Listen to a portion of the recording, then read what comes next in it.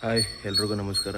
ಇವತ್ತಿನ ವೀಡಿಯೋದಲ್ಲಿ ಟಗರು ಮರಿಗಳದ್ದು ಯಾವ ಥರ ಕೊಂಬು ಕೀಳೋದು, ನಾವು ಯಾವ ಥರ ಕೀಳ್ತೀವಿ ಅನ್ನೋದನ್ನು ತೋರಿಸ್ಕೊಡ್ತೀನಿ.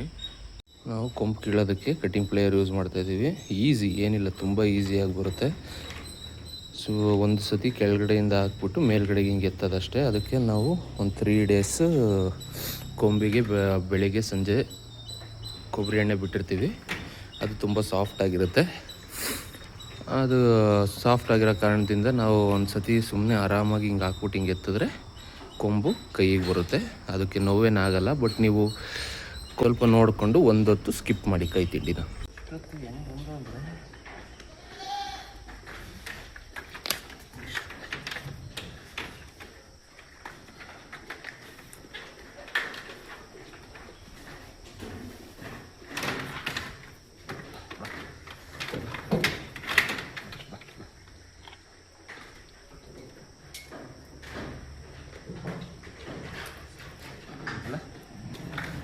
ಸೊ ಇಲ್ಲಿ ನೋಡ್ತಾ ಇದ್ದೀರಾ ನೀವು, ಇವತ್ತು ಆಲ್ರೆಡಿ ಕಿತ್ತಿರೋ ಟಗರು ಮರಿಗಳು ಕೊಂಬಿದು ಈ ಥರ ಒಳಗಡೆ ಹ್ಯಾಲೋ ಇರುತ್ತೆ.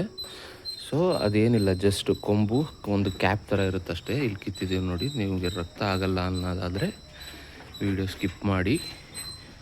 ಇದರಲ್ಲಿ ಕಿತ್ತಾಗ ಲೈಟಾಗಿ ರಕ್ತ ಬರುತ್ತಷ್ಟೇ.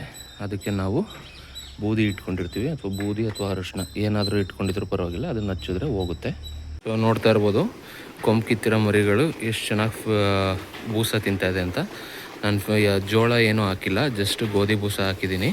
ಎಲ್ಲ ಮರಿಗೂ ಕೊಡ್ತಾಯಿದ್ದೀವಿ ಅಂದ್ಬಿಟ್ಟು ಇದು ಕೊಡದೇ ಇರಬಾರ್ದು ಅಂತ ಸುಮ್ಮನೆ ಗೋಧಿ ಬೂಸ ಕೊಟ್ಟಿದ್ದೀನಿ ಬಾಯಾಡ್ಸೋಕ್ಕೆ ಅಂತ.